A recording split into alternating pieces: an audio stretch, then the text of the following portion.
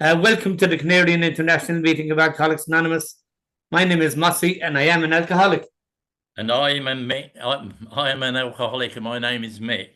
We're both serving as your secretary today. Please join us in a moment's silence to remember the still suffering alcoholic inside and outside this meeting. Kathy, I think, is going to read the preamble for us. Kathy's right. Yep. Hello, my name's Kathy and I am an alcoholic. Alcoholics Anonymous is a fellowship of men and women who share their experience, strength and hope with each other that they may solve their common problem and help others to recover from alcoholism. The only requirement for membership is an honest desire to stop drinking. AA has no dues or fees. It is not allied with any sect, denomination, politics, organisation or institution, does not wish to engage in any controversy, neither endorses nor opposes any causes. Our primary purpose is to stay sober and help other alcoholics to achieve sobriety. Thank you. Thank you, Kathy. And a warm welcome goes out to any newcomers and anyone returning to Alcoholics Anonymous. The chat is now disabled until the end of the meeting, except for the meeting host. If you feel the meeting security is at risk at any time during the meeting, please private message one of the co-hosts so that they could check it out. And that's it, guys. This evening, as you know, this is an old timers meeting, and this evening we've Rich sharing with us for his sobriety, sharing his story with us. You have about 45 minutes, Rich. So take your time. There's no panic. Thanks a million. Thank you. And is there a timekeeper, or do I just watch my own time? I can do that too. You just keep talking until you get fed up with it. It's all good, Okay. man. Well, if I head through the weekend, you let me know, okay? I will indeed. Good, thank you. Yeah, hi everybody. My name's Rich and I'm an alcoholic. Sobriety date January 3rd, 1981. And, starting out, I was raised to be perfect, is my interpretation. And the problem when you're raised to be perfect, that means you're raised to be a liar. And so I had to act perfect and I had to lie about how imperfect I was. And so I would go up and I would just say everything's always fine. And when you're perfect, you know all the answers, so you can't ask anyone to explain anything. You're supposed to know. And so growing up, I didn't have the context of how to have a relationship, how to perform in a work environment, how to do anything. Because, in my family, well, my mother was a millionaire's daughter, married the coal miner's son. So money was always there. There was never any problems. Everything was always fine. And there was a movie out a long time ago called The Stepford Wives. And in that movie, the men would murder their wives and replace them with, robots who looked just like them, who would bake cookies and be real sweet and nice. And I lived in a Stepford family and I was a Stepford child. My parents, trying to walk the boundary of being perfect and being real was really hard. And so what I would do is I remember I was probably 9 or 10 years old and my parents had a dinner party, and without being asked, I went in and cleared the table when the dinner party was over and the people were standing there and got the coffee ready for them. And everyone was going, "Oh, isn't he wonderful?" And then I went back to my room and took a couple of swigs of alcohol and smoked a cigarette because I had to act perfect and I couldn't tell you who I really was. And so I started drinking. I got drunk for the first time when I was 11. And the three of us split a fifth of vodka straight. And I got really sick and everyone got really sick and we got really caught and I got really shamed. And when I got shamed, I learned that I should be ashamed of who I was. And the intention was that I should be ashamed of what I did. But what happened is I was ashamed of who I was and I needed to act perfect and I need to always be okay. And so as I went on, and having been shamed and caught, I didn't drink until I was about 16. I picked up in high school, started drinking again. And drinking, back then, is you hit that sweet spot, when you're drinking and you're going like, yeah, it's fun and it's wonderful. And that sweet spot goes along and then you drink too much and all of a sudden it just goes away. And that sweet spot lasted a long time and it was wonderful. And I was having fun in high school. And I was acting perfect all the time because I never got any close relationships, because when you're perfect all the time, you're really two-dimensional. And so no one really knew me. And I wouldn't let anyone know me, because then you'd find out what a horrible person I was inside that I was ashamed of. And so I kept this distance, and I never knew how to live life. I mean, my first relationship, my parents, they were married for God knows how long, forever. And in my entire life, I never heard them have a fight or even raise their voice against each other. Never had a disagreement. They're always like, oh, okay, we'll do this, that. And I thought relationships were like that. So, of course, my first relationship was with the town whore. And I thought, what's going on? I don't understand. And so I'd go out and drinking because, you know what? I was supposed to be hip, slick, and cool. I was supposed to be trendy.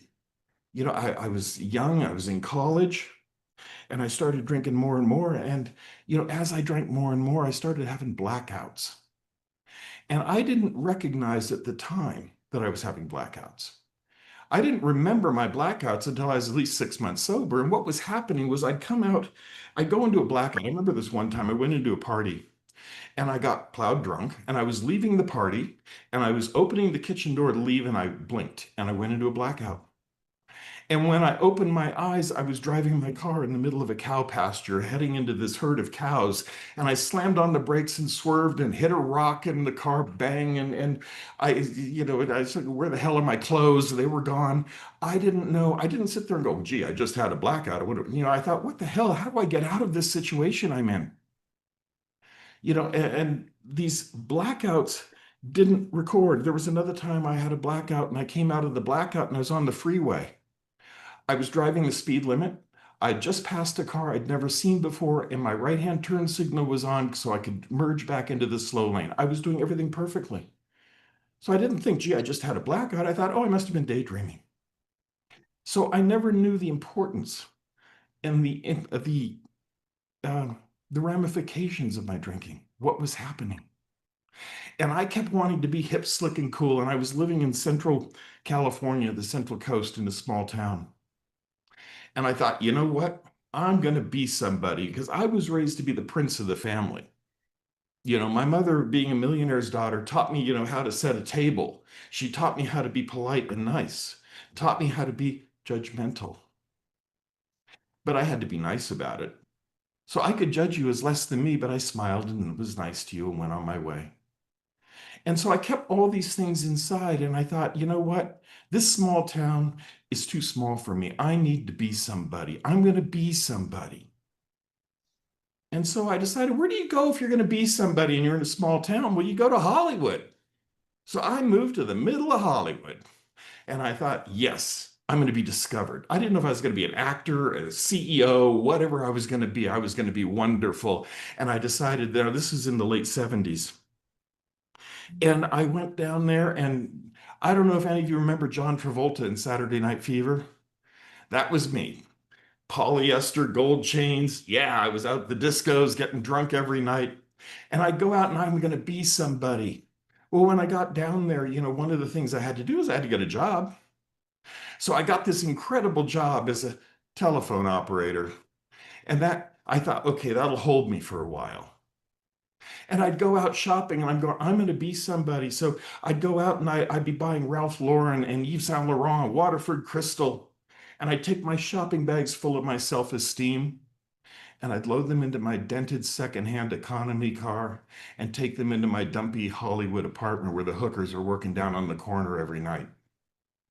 And I waited. And I poured my Waterford Crystal. Matter of fact, I still have the Waterford Crystal glass that I use my 100 proof whiskey in, because I'd have a couple of drinks. No ice, fill it to the top. And I thought, well, I'm just having a couple of drinks. And I'd have to lie on the floor because, you know what? If I dropped the glass, I might be an alcoholic if I broke the glass. So I was going to lie on the floor so I didn't drop it. If I drop it, it wouldn't break. So I had my glasses, I had all my things, and the hookers were outside the front door, working Hollywood Boulevard. Actually, that was Santa Monica Boulevard. And I thought, my God, I'm going to be discovered one of these days. And it wasn't working out. And I was going out getting drunker and drunker. And life was not happening as a telephone operator. And I thought, what's going on? Why isn't my life working? And what I'd do is I'd go out and I'd get plowed drunk and I'd go wandering down Hollywood Boulevard at 3 a.m. And I thought, wow, this will impress the people back in Philadelphia who don't know a thing about Hollywood. I'm going to be somebody. I'm going to have a story to tell, And so I'd be doing the Sunset Strip and I'd be all over the place trying to be somebody. But I never made it. And one of the things that happened while I was going along, my parents were absolutely terrified and they didn't know half of what I was doing. So they called me one day and they said, you know what, have you ever considered going to graduate school? I thought, why the hell would I want to do that? And they said, well, you know what? If you want to go, they said the magic words, we will pay your way. And I thought, wow, I could be a graduate student. I didn't care what topic you threw at me. And my dad happened to know the dean of admissions at School of Public Administration. And so I went to, I don't care about public administration, but you know what? I was a graduate student. I was going to be somebody again. And I kept having to drink because you know what? It didn't work. I ended up getting passed my courses. I mean, my first course, I ended up in the hospital. And so the teacher is oh, poor Rich, we passed him anyway. And this course took me from local government Los Angeles, state government Sacramento, and Washington, D.C. for federal. And so I ended up in the state government one. I broke my leg in 2 places, and I show up in class with a full leg cast on and the nurse pushing me in a wheelchair. And it's like, oh, poor Rich, we'll pass him on through. And I went up to Washington, D.C., and I thought, you know what? This is boring. Because I got to Washington, D.C., and I was going through school, and I thought, and they passed me, but the one thing I never did is I never finished the statistics prerequisite. So I never got the degree. But you know what? I didn't care about that. I was in Washington, and I started thinking about, wow, Washington, this is where I belong. And you're walking down the street, and all of a sudden you hear the sirens, and there goes the presidential motorcade flying on by. And you think you're important. And my local news was your national news, and it fed my ego because I was there. And one day I was out to lunch, and it was anyway, I went out to lunch at a fancy hotel because I was going to be somebody and I'd go out to these nice places. And I went into the bathroom and I took a pee next to the Attorney General of the United States, and I thought, I'm practically in the president's cabinet. Look at who I'm rubbing shoulders with. Not that I was rubbing shoulders. We just happened to be in the same bathroom. And my ego was starting to go. And I was losing touch with reality. And one of the people I knew I was in class with, she was going home for the holidays. This is December of 1980. And she was flying home, and I said, I'll give you a ride to the airport, because I was nice, I was polite, and I was always accommodating because I was perfect. And so I was giving her a ride to the airport, and she opens her purse, oh, darn. She pulls out an envelope. She says, you know what? I was going to give this to this guy in our class, but I forgot. And if you run into him, would you give it to him? I said, no problem. I'm an accommodating, nice person. Then she said, it's an invitation to President Carter's White House staff Christmas party. And if you don't find him, maybe you can use it. You can bet your ass I didn't find him. I would hide under a rock to use that thing. So I called the social secretary and said, I'm going to come to the party. They said, okay. They took my name down. And I showed up at the president's Christmas party. And I walked in, and the Secret Service let me in. This is before 9/11. And I was in the White House thinking, this is where I belong. My ego was just flying. And here's the president and Mrs. Carter. I mean, I could have reached out and touched them.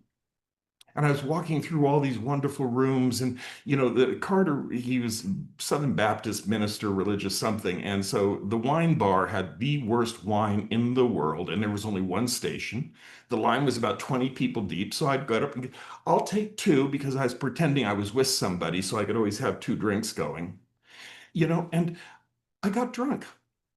And I started realizing, you know what, I'm in the White House, and I'm starting to get a little loaded here. And I don't want to get in trouble. So I said, I think it's time I left. So I was taking pictures and doing all that stuff. And I walk out that famous front door and down that front step and went to my favorite local bar up in Capitol Hill and sat at the end of the bar, and I drank to my future glory, who I was going to be, what I would become.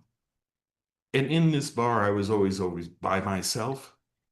It turns out the bartender ended up being my Al-Anon sponsor for a month, but that's another story, And so I was sitting there in the fantasy of my mind, losing track of reality because I wanted to be somebody and I kept ending up being a nobody. Well, anyway, a couple nights later, I went out to my local bar because I was going to socialize. This is what I get drunk and pick up somebody. So I was out at the bar, and what I'd do is I'd order 2 doubles at a time. And I'd drink one, put it on the bar, and order 2 more while I was drinking the second. So the third and fourth would come up, and I was never without a drink in my hand. And I kept rotating. And in that bar that night, there was a young man, a classmate of mine in school. And he saw me across the bar and he waved and he came over and he was drinking one of those stupid little bottles of Perrier, that they serve at the bars. And I had that moment of clarity. I watched him watch me drink. And I saw his face go from one of greeting to one of puzzlement to one of disgust. And he walked away. And I looked at myself and I said, my God, I must be an alcoholic. Now, years before, I forgot to mention, when I was in college in California, my mother got a letter from her niece. And the letter said, you know what, I found out I'm an alcoholic and I went to Alcoholics Anonymous. My mother read that to me and she said, isn't that wonderful? She went to AA. So that's what I knew of Alcoholics Anonymous. If you're an alcoholic, you go to AA and it's wonderful. I had no sense. I had no sense of reality going on.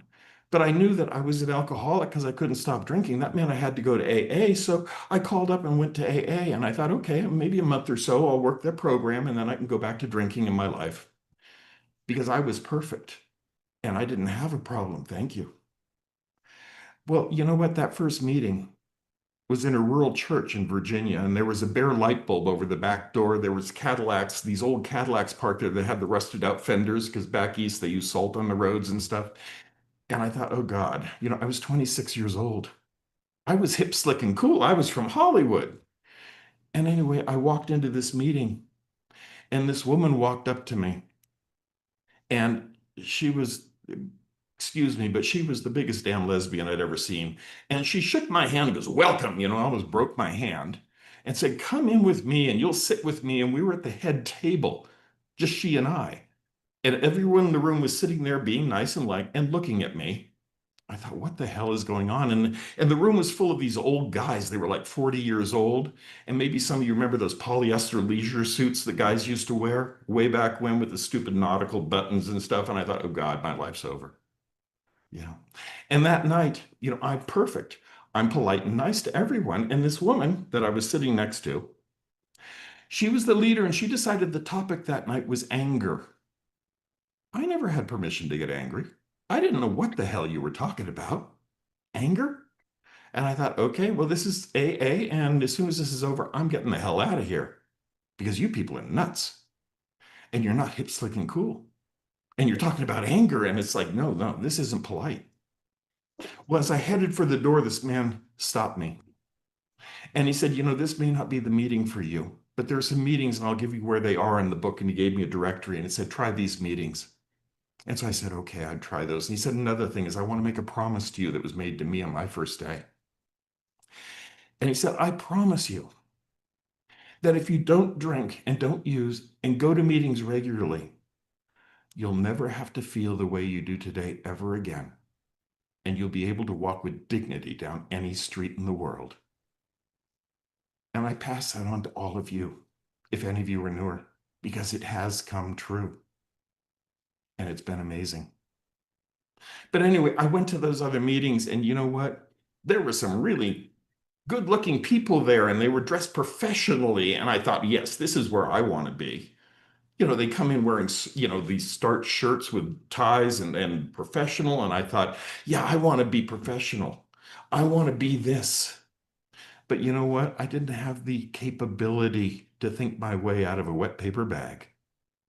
I didn't have the emotional bottom. What I had was an intellectual understanding that I was an alcoholic. And so I was going through and I finally got a sponsor. I went through a couple that were little nuts, but yeah. But anyway, I got a sponsor and he was perfect for me because he didn't tell me what to do. He made suggestions now and then, but I was so arrogant that I was perfect that I was just going to be fine, thank you. And he let me run face first into brick walls right and left.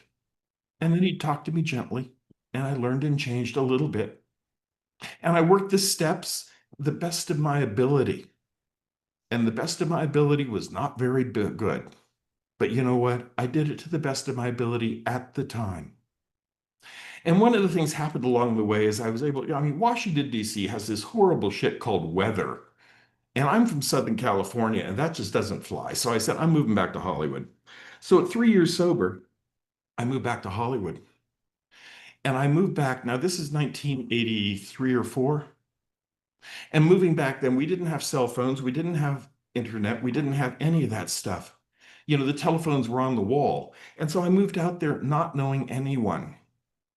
So what happens when I got know anyone? I got into fear. Fear, frantic effort to appear recovered. And I became a pretty scary person because I was polite and nice all the time. I had no depth. I was two-dimensional, and I was pretty damn weird. Put it out there as that. And I thought, what the hell's going on? Why don't people welcome me? Why don't I have the welcoming that I had in Washington? But you know what? I was 3 years sober and I was out there. And one of the things happened along the way that actually saved my life is I went to a meeting on a weekend. It was a noon meeting. And, you know, all the people after the meeting, I, of course, volunteered to put away chairs, and I was going to be polite and nice and do all the things I should do. And so I was doing this, and I went outside finally, and there were maybe 30 people out on the sidewalk outside the church, and they're all making plans to go to brunch and all these other things. And I walk up to the first group, and I said, hi. And they said, hi. And I just stood there, smiled nicely, and I just wanted to be invited. And they talked for a bit, and then they said, well, you know, it's nice talking to you, but we got to go. Bye. And they walked away. So I went up to the next group, and I just smiled, and I said, hi. And they said hi, and after a few minutes, they said, nice talking to you, but we got to go. Bye. And that happened to the third group and the fourth group. And finally, I was standing there by myself with one man. And I said hi, and we talked about, I don't know, weather or whatever. And then he said, well, I got to go. Nice talking to you. Bye. And I stood there by myself on that sidewalk and watched that last person disappear around the corner. And I'd never felt so rejected by Alcoholics Anonymous in my entire life. And I thought, what the hell do I do? I thought, I don't want to go back drinking.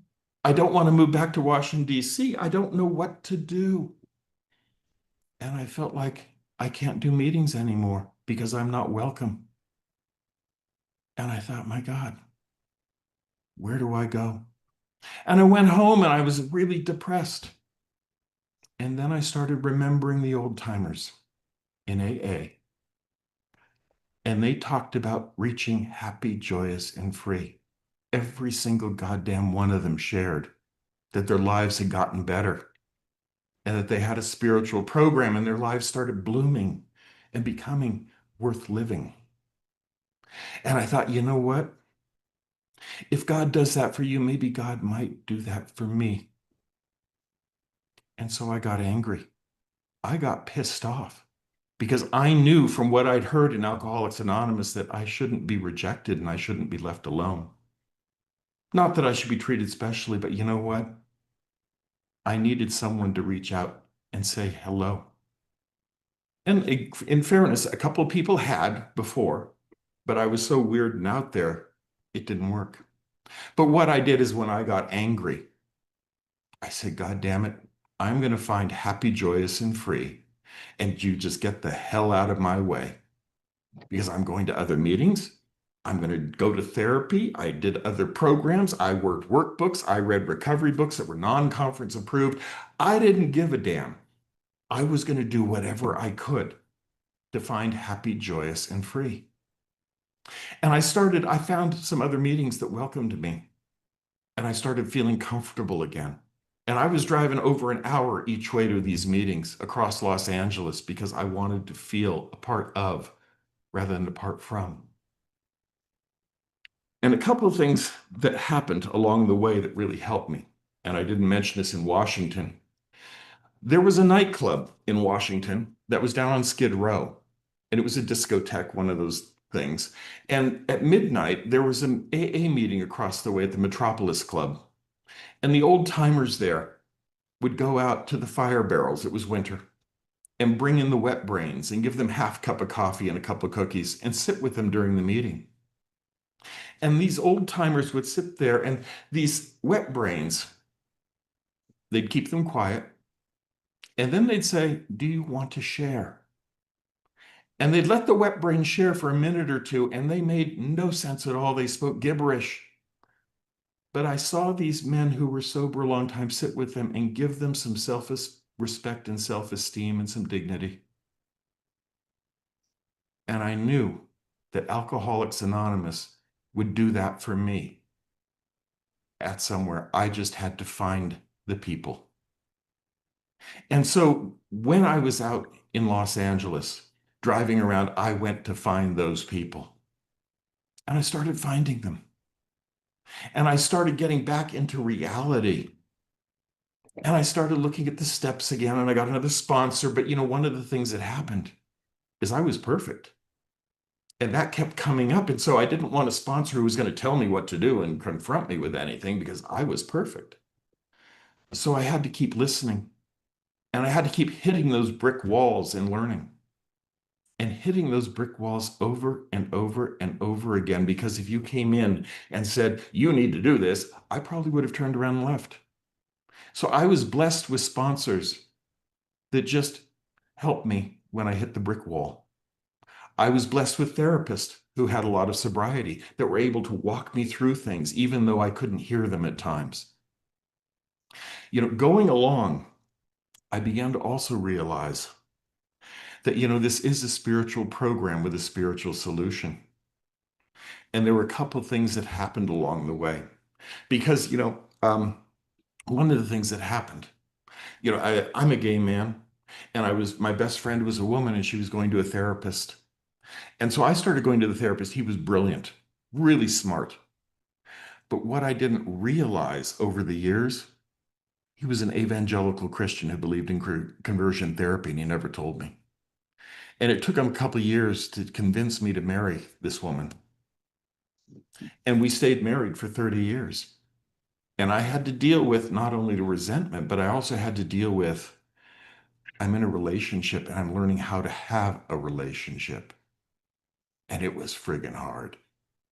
My wife said we were frequently iron sharpening iron. I learned that, one of our early arguments, I stood in the back hall and just screamed, "Fuck you, fuck you, fuck you" at her. That's all I could do. But over time, I learned how to communicate.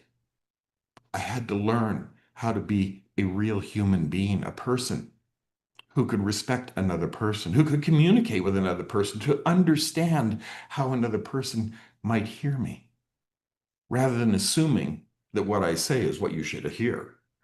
Yeah. One of the things that happened in that, one of the most important things, is my wife started having a weird thing. Her shoulder would jerk. It would just go like this whenever something that was said was true. I thought, well, that's the strangest damn thing. And she says, "I hate it." And so we'd be going along, and we'd say something, one of these universal truths, and the shoulder would jerk. What the hell is that? And I thought, well, I know some people who are psychic and stuff. Let's push on all doors. Let's find out what's going on. Well, it turns out that she had a spirit that wanted to come through and talk to her. And the spirit eventually said, "You know what? You needed me." And so she would be communicating to this angel. I never heard it. It was hers. But one of the things I learned over 30 years of this angel being around is he never said anything that wasn't true. And sometimes, we'd ask a question like, "What is the winning lottery numbers?" And there was dead silence. Sometimes it's like, "Okay, what do I do in this situation?" Silence. That meant that I get to go and learn something by making a choice and a decision. We started working on spirituality. And I started looking at this going like, well, maybe there is a God. And how does God present? What's the spiritual nature of the universe? And all these questions started coming up because, you know what? I'm perfect and I'm supposed to run everything. And it was a real challenge for me. But I kept going forward. And we kept, she kept having these conversations with this spirit. And it was a little odd well, it was a lot odd at first, but over time, it ended up that there were 3 people in our marriage. Well, 2 people and 1 spirit. But it worked well because you know what? Having information come in and making suggestions, saying, you know what? You need to write about it. Maybe you need to talk to somebody about it. Maybe you need to look at the situation. The guidance I got was like a good therapist. And it was weird though, but it went. And one of the things I started thinking about, well, it's a spiritual program with a spiritual solution. Is this what happens in AA? I thought, well, this is odd. I haven't heard this before. And it went on, and I was still perfect, but I was getting less perfect as I went along. I was learning how to be real. And then something happened along the way. My wife and I, we were both working, and we bought a home in Huntington Beach, California. And the home was 2 blocks from the ocean down in Orange County. And we were going along, and the housing market collapsed. And we had refinanced the house and pulled money and remodeled it. And it was, and the housing market collapsed, and we ended up upside down on our mortgage. So we couldn't sell the house, but we were still paying the mortgage. And it's like, okay. And we're going along, and it's like, well, this is concerning. But then my wife got really sick. She was hospitalized 9 times in 1 year, twice in intensive care, and I was told she was going to die. She didn't. And she had to stop working. Well, you know what? Couldn't afford the mortgage on my salary alone. I thought, oh my God, what am I going to do? Fear. I'm not going to be able to pay the mortgage, and they're going to know I'm not perfect. And so I ended up calling the mortgage lender eventually. And I said, you know what? I can't afford the mortgage. What am I going to do? And they looked at my numbers and everything and said, we're going to work it out and give you a modification. It'll work out. I said, well, what do I do in the meantime? I can't afford the mortgage or the taxes or insurance. And they said, don't worry about it. We'll put it on the back end of the loan. I thought, oh my God, God loves me. I was so spiritual because I was just so damn perfect all the time, working a perfect program. And then a couple of weeks passed and the fear crept in. And I started going like, oh my God, I'm going to be imperfect and I'm going to lose the house in foreclosure and this blah, blah, blah. And I finally got into enough fear that I called the lender. And they said, oh no, we're just behind. Don't worry about it. So one more time, God loved me again. And I was wonderful again. And then a couple of weeks went by and the fear came in.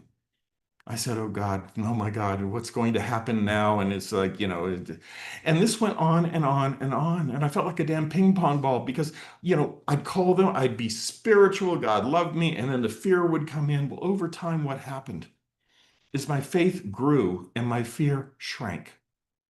Because over time, we lived in that house. It was appraised at 1.2 million. 2 blocks from the ocean in Huntington Beach, California, without paying mortgage, taxes, or insurance. And we were in that house for over 8 years. You can't tell me God's not involved in my life because that shit doesn't happen. 8 years living for free in a $1.2 million house. And then what happened after that? I started believing more and more in a higher power in my life. I could believe God was working in yours, but working in mine. And I began to see maybe there was a higher power that worked in my life. Maybe this was a spiritual program with a spiritual solution, like they say. And what is a higher power in my life? Well, I went on, and it was about, I'm trying to remember, around 2017 or something.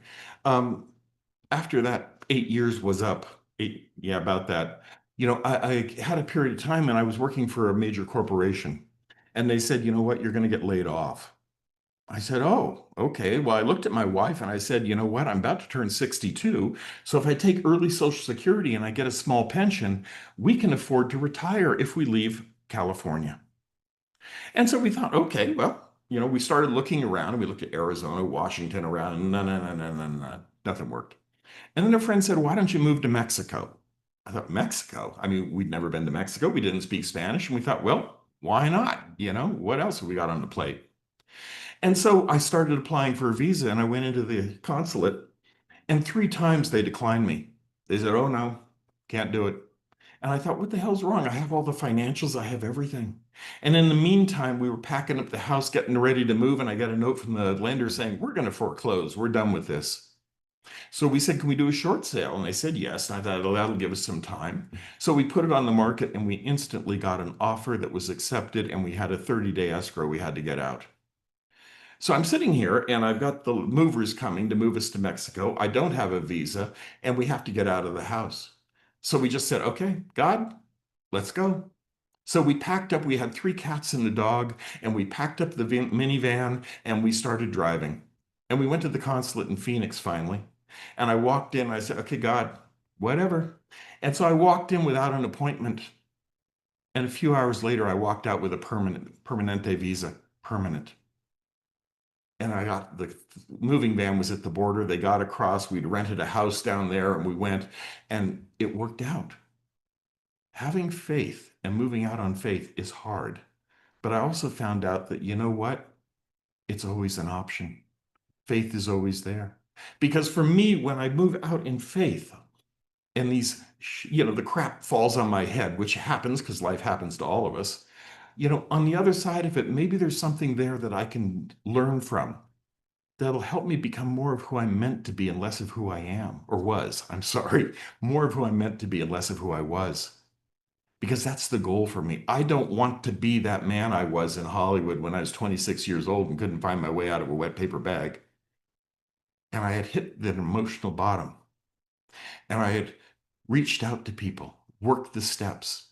And I started working the traditions and the concepts as well, because I wanted it all. When you get into happy, joyous, and free and the gifts of this program, I want it all. So that means working the traditions and the concepts for me. I add them in. And when I do a 4-step, I go to any 4-step guide I can find in any program, because I don't want any defect hiding from me. I want to get rid of it all. I want to become who I'm meant to be and less of who I was. I'm getting close on time here, so I want to also share another miracle that happened. One of the things in the program is I've always talked about wanting to go to Paris. And I talked about this dream, things can happen in our lives. And I said, one day I'm going to go to Paris. Well, I turned 70 this last November, and for my birthday, one of my friends gave me a round trip ticket to Paris. So I booked a flight and I was going to land in Paris on January 1st. And I started going to these meetings online in Paris. And I heard they were having a potluck with the English-speaking groups on December 29th. So I said, well, I got to change my flight. And I said, I'm willing to give $500 to change the flight. And I couldn't find one where I could change the flight and it would work. And I got all wrapped around the axle. And I stood up and I went away and said, God damn it. I want to go, but if I'm not meant to go, I'm going to give it up. And I had to turn it over to God. And I came back and I said, okay, God, let's go plan this whole thing and just get things done. And I checked one more time and up popped the airfare that was perfect. With the timing, got me there on the 27th. And I thought, oh, God, thank you, God. So I'm going to go and get to go to the potluck. And then I start looking for an Airbnb in Paris. And I was going to rent for a month in Paris and see what happened. And I looked and my budget was $2,400 a month for the month. And everything in this neighborhood that the potluck was in was $3,000 or more. And I got wrapped around the axle one more time going like, God, I need to do this. I need to do this. I need these certain things. I. And I got so wrapped around the axle, I had to stand up, walk away, and calm down. I said, God, just whatever. I don't know Paris. You want to put me in the worst ghetto? I don't care. I'm just surrendered. And I opened up Airbnb and someone had just reduced their rate to $23.50. And so I was able to book the Airbnb. Now they don't tell you the address when you book it. It's until you pay. And so I sent them the money and they sent me the address and I was in the same goddamn building as the potluck. The potluck was on the 1st floor. I was on the 5th floor. And this place I rented, you open the living room window and I had unobstructed view of the Sacré-Cœur Church, lit up beautifully at night. And so I was able to go to the potluck and things happened there that I thought, oh my God, which I got onto committees and doing things. And at the end of that time, end of the month in Paris, I said, okay, I don't know where I'm going next. I didn't have a plan, but I had 3 months in Europe. And I said, okay, God, where do I go? And I called a friend of mine in Mexico. And she said, funny thing, I just got a flyer for an AA conference in Belgium. And I thought, what? Okay, I'll go to an AA conference in Belgium, which is where I met Deb. I don't know where you went, Deb. But anyway, so I go to the AA conference in Belgium, and while I'm there, I'm on Zoom, because I'm doing Zoom meetings all over. And there's some people in Copenhagen, no, Amsterdam. We're looking at starting a meeting program, building their program in another program. And they said, can you help? And I said, okay. So I went to Amsterdam for a week. And when I'm there, I'm on a Zoom call. And someone there was in south of France. And I said, is that a nice place to visit? They said, yeah, come on down. Well, so I went down to Montpellier for a week. And while I'm there, I'm on a Zoom call and there's somebody there from Spain. I said, is Spain a nice place to visit? Where are you? He said, Barcelona. It's wonderful. So I said, oh, cool. I'll go down. We had lunch together, went to a meeting. And while I'm in Barcelona, I said, I know this person from Zoom in Spain, in the south of Spain, but I couldn't figure out how to get down to see her. And I finally just sent her a note and said, you know what? I'm not going to be able to make it down to see you this trip. And, I just can't work it out. And she said, well, it's a good thing you can't because I'm not home. I'm in Barcelona. So we had coffee that night. And then I get invited to speak at another meeting. It's a hybrid meeting. And I, working it out, we were in the same time zone. I said, where are you? And they said, we're in Madrid. I said, is that a nice place to visit? They said, sure. I said, how about if I come speak in person? They said, great. So I go to Madrid, and this lady, I don't know her from Adam or Eve or anybody else. And she says, I got a surprise for you. I said, you got a surprise for me? Okay, what do we got? And she said, we'll meet for coffee before the meeting. So we're having coffee before the meeting. And in walks this person. She goes, here's your surprise. And for some reason, she had found out that I knew this woman from China who happened to be in Madrid for one day going to the same meeting I was speaking at. How did these things happen? How did these things happen? From there, I ended up in Scotland, and I had a friend saying, we have a conference in Portugal. I said, I can't get to Portugal. I can't find the trains and stuff like that. She goes, fly, it's easier. So I ended up in Portugal for a week going to a conference. And it was really cool because it was an NEA conference, A-N-Y, NEA conference. And there were some people there from Africa. There were people there from all over the place. And I thought, my God, what an adventure. But you know what? I get to turn life over. I get to turn it over. And I get to go forward and say, God, guide me. Bring to me what, I don't have a lot of money. I don't make a lot of money. I mean, I bring in under $4,000 a month, and I'm living well. And I paid for the trip to Europe, and I'm looking at going to California for a couple of weeks, and I'm looking at all these things I can do because I got plenty of money, because I got a higher power that guides my life. I got a belief, and I know that no matter what shit is dumped on my head, when I get to the other side, I get to look back and say, okay, God, what here can help me become more of who I'm meant to be and less of who I was?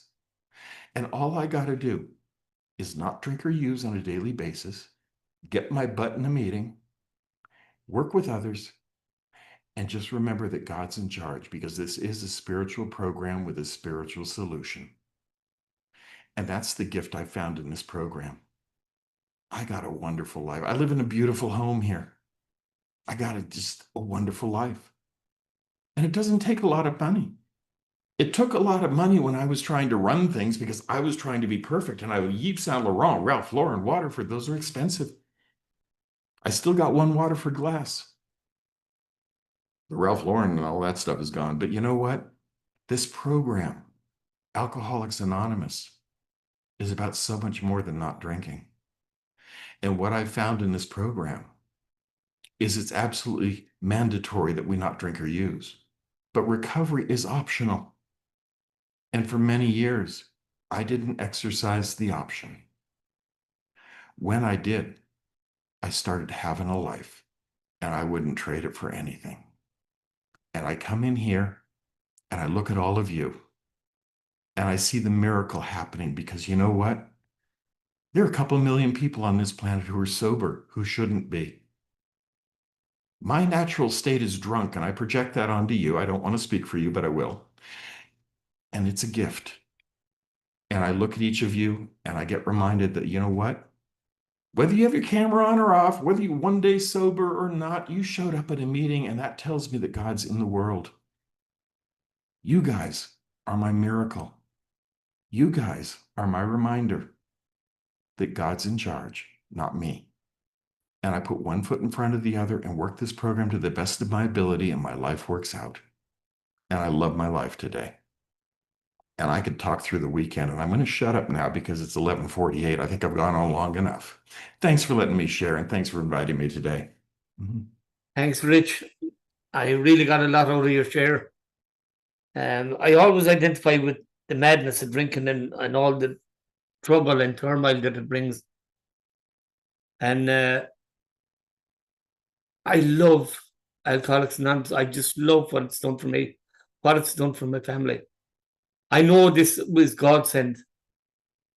And it's funny, things are changing again now. Things are changing again, but it's all good. We held on to the family home. My daughter lives one side of me. My son lives the other side, and I'm stuck in the middle. You know, it's a beautiful scenario that I'm in. And it's because of recovery. It's funny how it works out. I do believe God has intervened in my life time and time again. Thanks a million, Rich. I really enjoyed your story. But I love being sober. I absolutely love being sober. I love being sober. And thanks, Rich. I really enjoyed your story. Right. My name's Mick and I am an alcoholic. Rich, I loved your share. You talked about shame to start with. I was ashamed of where I lived. I was ashamed of my parents, and I grew up in shame. And I was a liar, cheat, and a thief before I even took a drink. And I took a drink and I felt whole for a while. And then that all fell apart. And I ended up losing everything. And I came into Alcoholics Anonymous and I thought, if I tell you who I am, what I am, and where I came from, you won't like me. And guess what you done?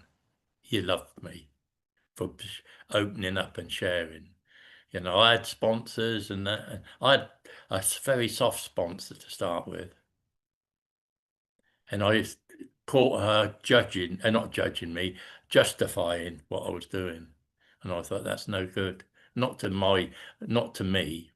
And I found a person that if I said, yes, but, he'd say, you're trying to get out of it. I'm not talking to you. And I ended up sober, and I've ended up honest. I believe I'm honest anyway. Except the other day, I was walking my dog, and they're building a house up behind me, and there's an rough old fence, and I look through the fence, and there's some tools, all nice new tools, leaning against the fence. And I thought, if I pull this old rotten piece of wood out of the way, I can have all these tools. And I started laughing. I thought, defect of character, what do you need them for anyway, Mick?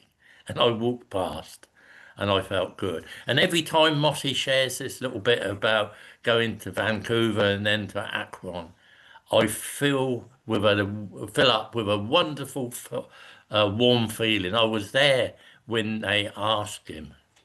I was on that meeting and I saw his face and I thought, he is the right person. You know, thank you, Mossy. I was going to ask her as well. And, you know, what privileges I've had passed on to me through this fellowship by not taking a drink one day at a time and working this program. Because when with my wife, you know, she was Al-Anon, black belt and all that. And, you know, I think I married her for lust. In Alcoholics Anonymous, you taught me how to love, because I didn't know what love. And when she died, we were soulmates. What a wonderful thing. And I didn't need to take a drink, and I don't need to take a drink, because I know that we're going to be back together one day, because we're having our ashes mixed together, and then we're going to be sprinkled over the bluebells in a wood near me. What more can I ask for in life? Eh? Not taking a drink, practicing this program. And you know, I have a wonderful, wonderful life today, thanks to everybody on this meeting, because it's you people. I don't need me, but you don't need me, but I need you to guide me. God bless you all.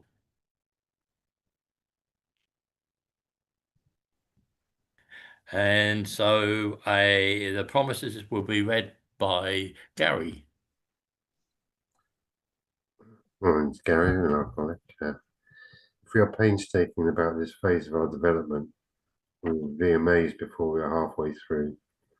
We're going to know a new freedom and a new happiness. We will not regret the past, nor wish to shut the door on it. We will comprehend the word serenity, and we will know peace. No matter how far down the scale we have gone, we will see how our experience can benefit others. That feeling of uselessness and self-pity will disappear. We will lose interest in selfish things and gain interest in our fellows. Self-seeking will slip away. Our whole attitude and outlook upon life will change. Fear of people and of economic insecurity will leave us.